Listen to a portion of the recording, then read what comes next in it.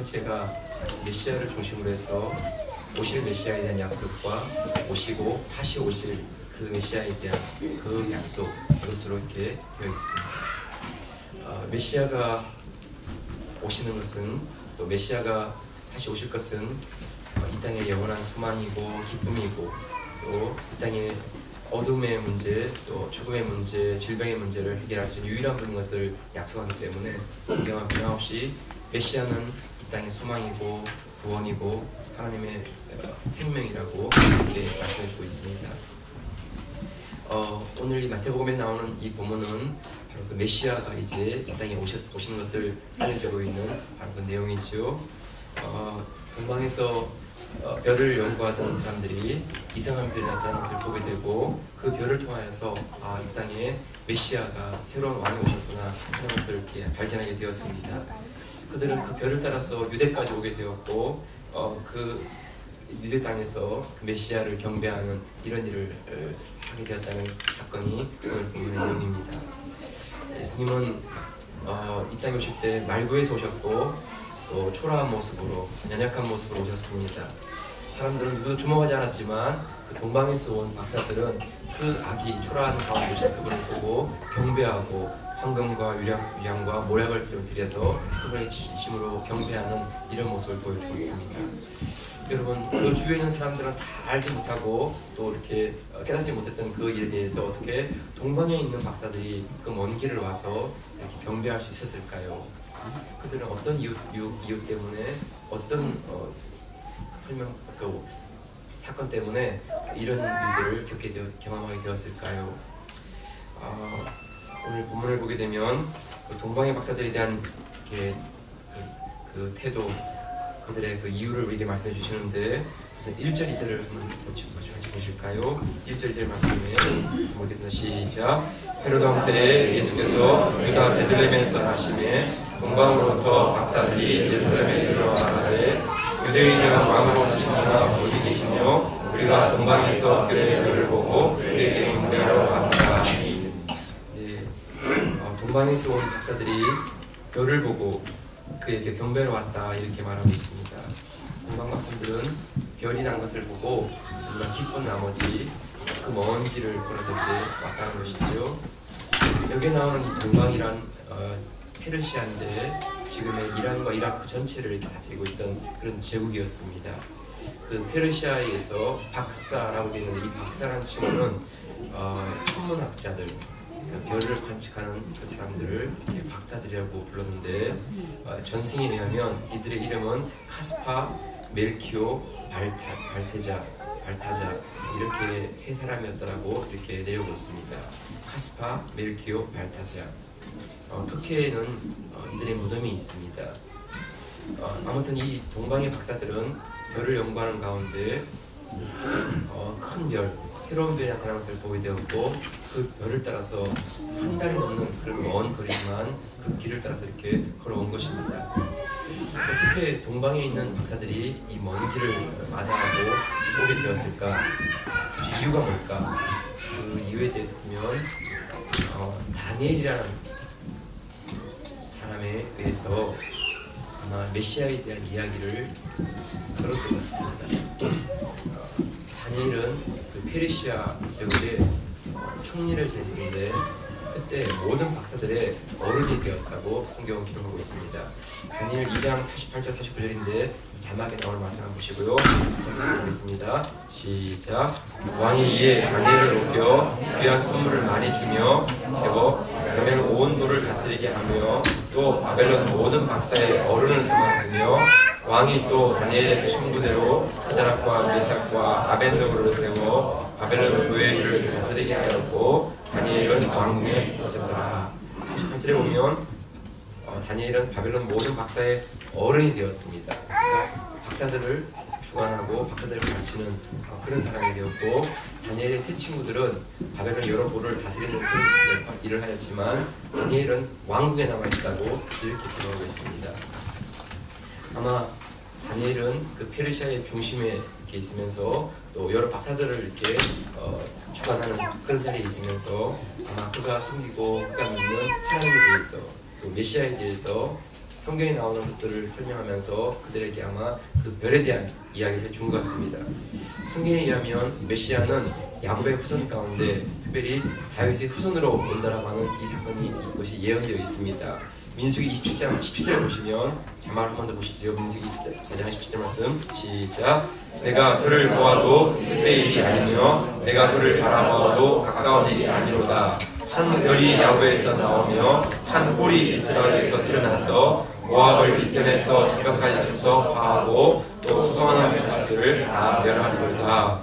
메시아에 대한 혹은 구원자에 대한 말씀을 하시면서 한 별이 야곱에서 나오고 한 홀이, 이 홀이라는 것은 왕의 지팡이죠. 그 지팡이가 이스라엘에서 일어나서 모압과 온 그 지역을 이렇게 평정하겠다 하는 말씀, 예언의 말씀을 주고 있습니다. 그리고 조금 더 분명하게 미가서 5장 2절에 보게 되면 베들레헴 에브라다야 너는 유다 족속 중에 작을지라도 이스라엘 다스릴 자가 내게로 나올 것이라 그의 근본은 상고의 태초이니라 하면서 베들레헴 땅에 그 메시아가 나타날 것이다, 태어날 것이다 하는 것을 예언해주고 있습니다. 이 말씀들을 아마 그 페르시아의 박사들에게 알려준 것 같습니다. 그래서 그 페르시아의 박사들은 그런 다니엘의 얘기를 듣고 그 별에 대해서 그 새로운 왕에 대해서 호기심을 늘 가지고 있는 중에 별을 관찰하는 가운데 성경에서 말씀하신 그 놀라운 별, 큰 별이 나타나게 되었던 것 같습니다. 그래서 그들이 그 별을 보고 기뻐하고 즐거워하면서 그 별을 태어난 것을 따라서 경배하기 위해서 이렇게 다가온 것이지요.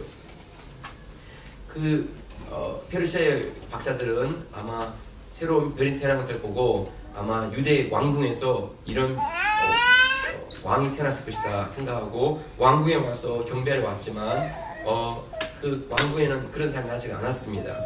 왕궁에 들어가서 유대인의 왕으로 나시니까 누구입니까? 어디 계십니까? 물었더니 박사들의 소리를 들은 헤로당과 그 신하들은 막 소동을 했습니다. 3절에 보면 헤로당과 온 예루살렘이 듣고 소동한지라 라고 되어 있습니다. 어떻게 지금 아무 일도 없는데 누가 태어난 것이냐 이러면서 막 이렇게 사람들이 막 난리를 피우고 막 마음이 이렇게 소동하고 하는 이런 일이 일어난 것이죠. 그래서 당시 헤로당은 내가 왕인데 또 다른 무슨 왕이 있는가 라는 것을 이렇게 마음 가운데 두려워하면서 2살 이하의 남자아이들 다 죽이라고 그렇게 지시를 하였습니다.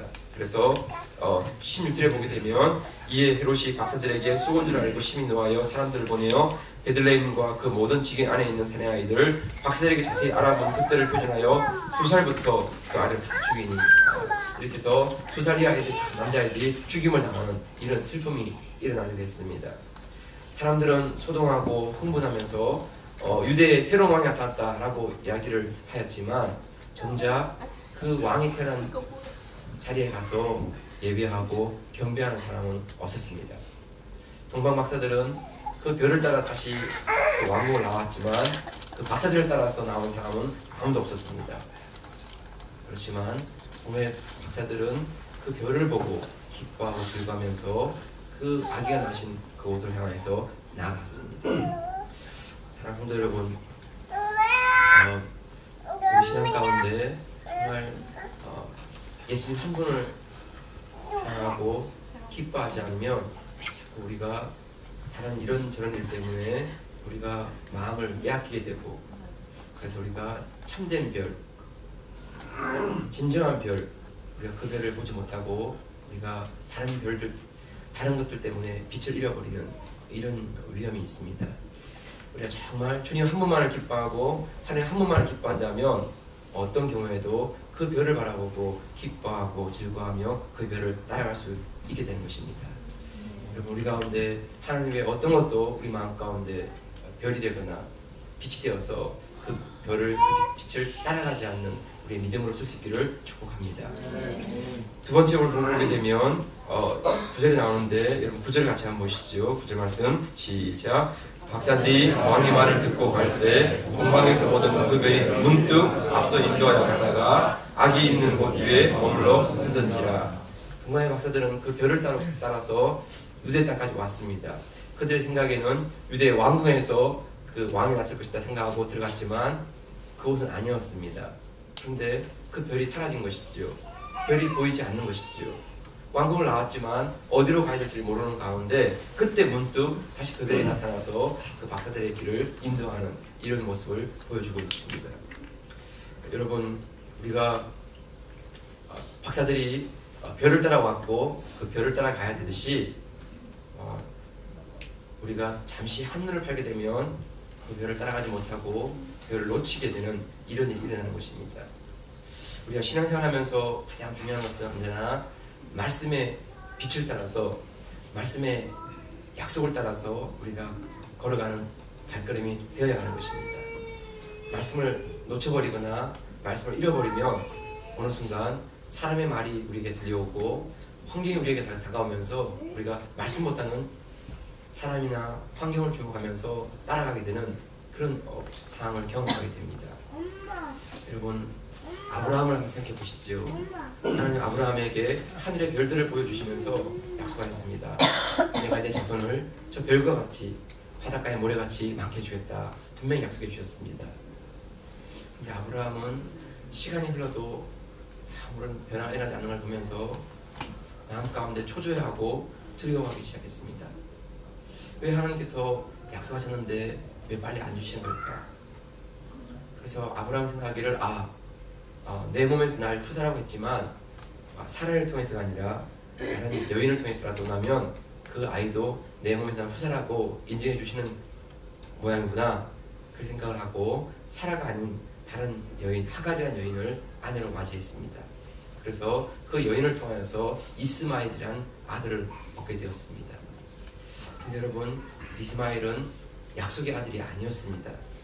이스마엘은 육신의 아들이었고 이스마엘은 하나님께서 말씀하신 그 언약의 아들이 아니었습니다. 그 아들을 얻었지만 아브라함의 삶에는 하갈과 이스마엘로 인한 고통이 떠나가지 않았습니다. 계속해서 문제가 일어나게 되었고, 그래서 아파하다가 나중에는 그 하갈과 이스마엘을 밖으로 내보내야 되는 그런 아픔을 겪게 되었습니다. 여러분, 우리가 말씀을 따라가면 이삭을 얻게 되지만 말씀을 잃어버리면 이스마엘을 얻게 되는 것입니다. 뭔가 되긴 되는 것 같은데 그것은 진짜가 아닙니다. 그냥 내 욕심 때문에 얻게 되는 것이고 내 야망 때문에 이루게 되는 것이지 하나님께서 우리에게 주신 그 꿈, 그 비전, 그것을 이루는 것은 아닌 것입니다. 여러분, 별이 인도하는 곳은 화려한 왕궁이 아니고 마구간이었습니다. 사람들이 보기에는 왕궁에서 새로운 왕이 탄생할 것이라고 생각할 수 있지만 하나님의 계획은 왕궁이 아니고 초라한 마구간이었습니다. 그 베들레헴 마구간으로 다가왔을 때 아기 예수가 그곳에 누워 계신 것을 보게 되었고 그 아기 예수께 경배하는 이런 일을 하게 되었습니다.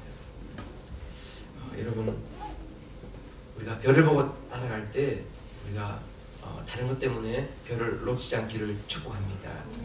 네, 사람의 말도 또 다가오는 환경도 하나님 약속하신 그 말씀 앞에 비추어서 우리가 말씀을 붙잡아야지 사람을 붙잡고 환경을 붙잡으면 우리는 신앙의 혼란 가운데 들어가는 것입니다.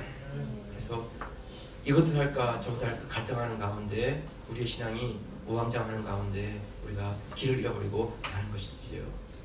때로는 아무것도 보이지 않는다 할지라도 별을 바라보고 말씀을 바라보고 환경을 뛰어넘을 수 있는 우리의 믿음 될 수 있기를 주의 이름으로 축복합니다. 마지막 하나만 더 보면 좋겠습니다. 여러분,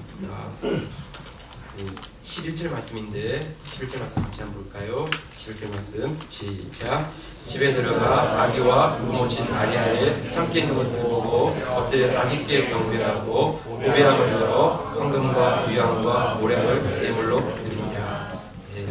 박사들이 도착한 곳에 보니까 아기 예수만 아니라 마리아와 요셉이 함께 있었습니다.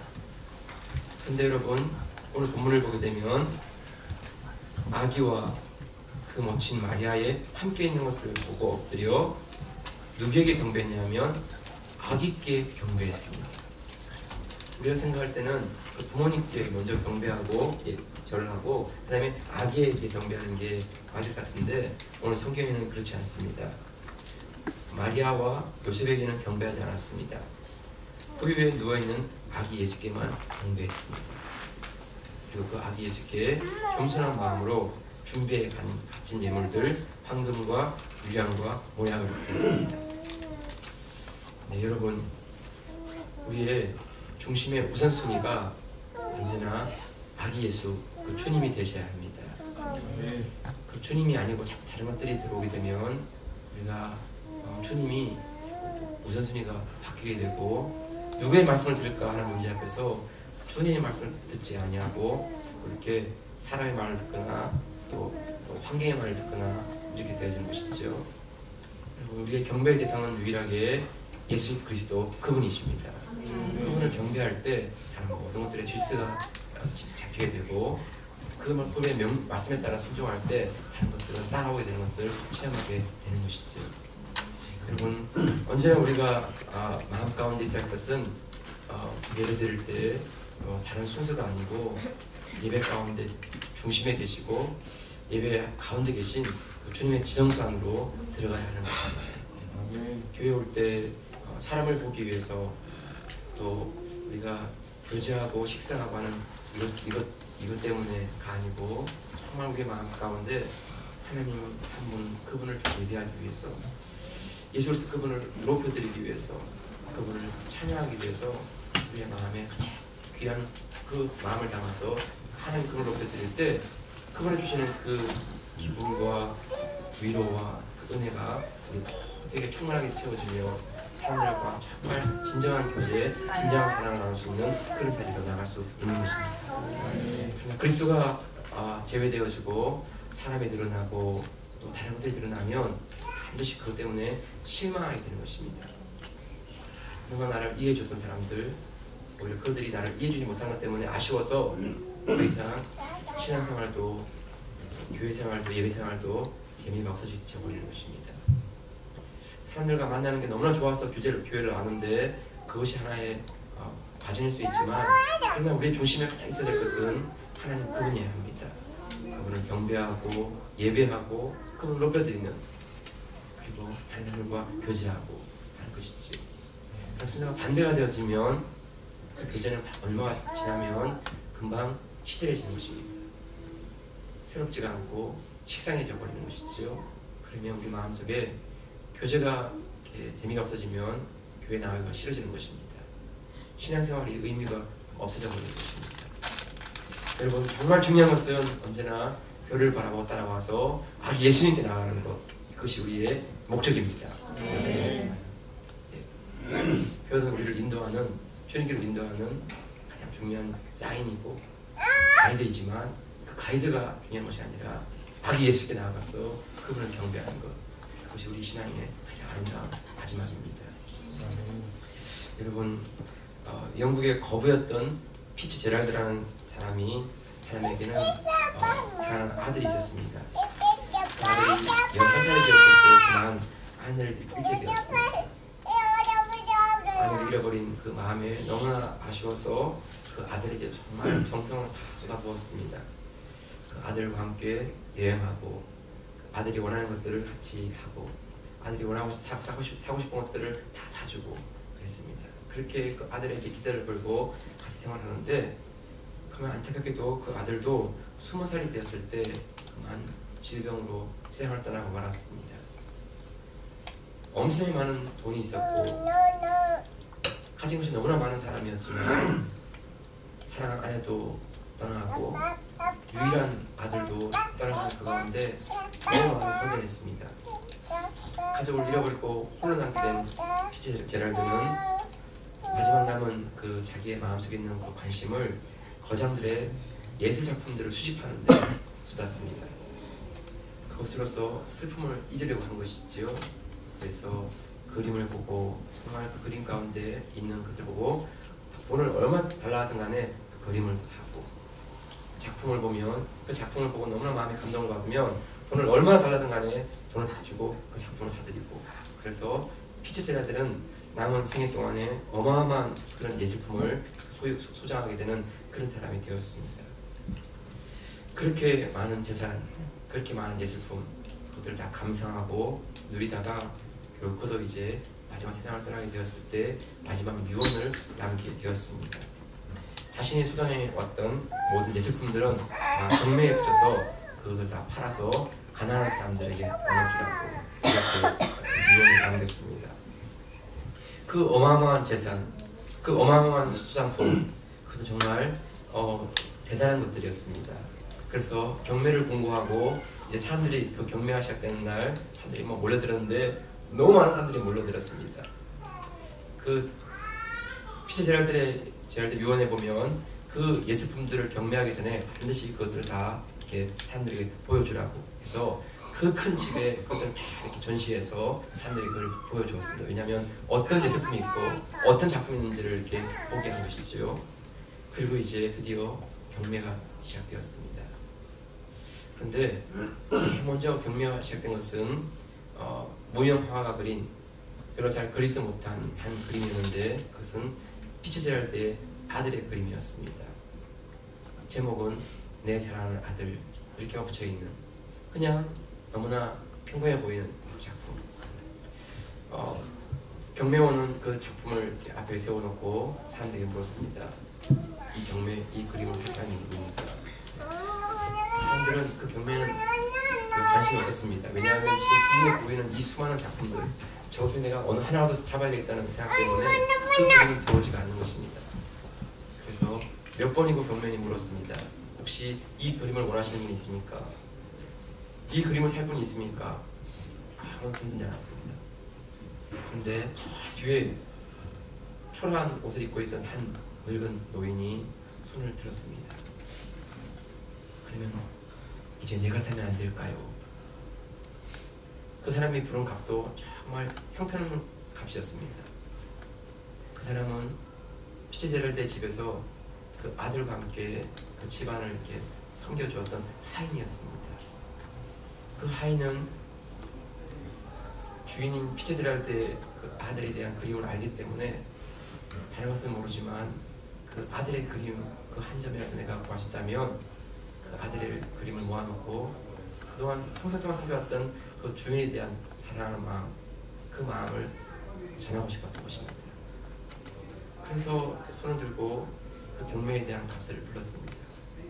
사람들은 웃었습니다. 경매원이 말했습니다. 혹시 이 가운데 다른 또 값을 부를 사람이 있습니까? 사람들은 아무도 관심 없었습니다. 그래서 결국 그 그림은 그 늙은 하인에게 그 경매가 그 그림이 넘어가게 되었습니다. 그때 변호사가 자리에 올라왔습니다. 그리고 이렇게 유언장을 읽어주었습니다. 누구든지 내 아들의 그림을 사는 이가 모든 소장품을 가지게 될 것입니다. 이 그림을 선택한다면 그는 가장 소중한 것이 무엇인지를 아는 사람일 것입니다. 나는 그에게 내가 가진 모든 그림을 그에게 넘기고 싶습니다. 이것이 피처제랄드가 남긴 유언이었습니다. 사람들은 다른 수많은 그 예술품에 대해서는 다 관심을 두었지만 정말 피처제랄드의 그 사랑 아들에 대한 그 애틋한 마음, 그 마음은 전혀 이해하지를 않으려고 했습니다. 그래서 그것은 관심도 없었던 것이지요. 오직 자기들이 생각했던 그 그림, 그 예술품 하나, 그만을 이렇게 사려고 했던 것이지요. 여러분, 그렇습니다. 하나님께서도 당신의 아들 예수 그리스도를 가장 사랑하시고 말구의 초라한 가운데 이 땅에 오셨지만 그 아들은 너무나 소중한 아들이었습니다. 창세전부터 그 아들과 함께 교제하고 사랑을 나누고 함께 즐거워했던 그 아들. 그 아들이 이 땅에 보내실 때 아버지의 마음은 정말 타는 듯이 아팠고 그 아들이 이 땅에서 생활하는 가운데 사람들로부터 모욕과 조롱과 수치와 멸시를 받을 때마다 하나님 아버지의 눈에서는 눈물이 흘렀습니다. 그리고 십자가에서 그 아버지를 향해서 그 기도하는 그 아들을 향해서는 아버지는 차마 그 아들을 볼 수 없어서 눈을 감아했을 정도로 그 아들에 대한 깊은 사랑을 가지셨습니다. 아버지의 마음은 누구든지 이 아들을 영접하는 모든 자들에게 천국에 있는 그 모든 것들을 소유할 수 있는 그런 문을 열어주셨습니다. 사람들은 그 아들보다 다른 것들을 더 쫓아가는 그런 삶을 살지만 하나님 아버지의 마음은 그 아들을 통해서 모든 것들을 주고 싶어 하시는 그것이 아버지 하나님의 마음이셨습니다. 여러분, 우리가 주님의 오신 이 성탄절에 우리 마음 가운데 다른 어떤 것보다 예수님 그분을 가장 우리가 축복하고 기뻐하고 찬양하고 경배하는 그런 한 날이 되면 좋겠습니다. 친구들을 만나고 가족들 만나는 건 너무나 소중한 것이지만 그 가운데 주인은 예수 그리스도가 되기 원하고 우리 주님이 되시면 좋겠습니다. 사랑하는 여러분, 기독교는 어떤 교훈을 말하려는 종교가 아닙니다. 하나님 감동 있는 이야기를 전하려는 것이 아닙니다. 기독교는 사건 있는 종교이고 사실 그대로의 종교입니다.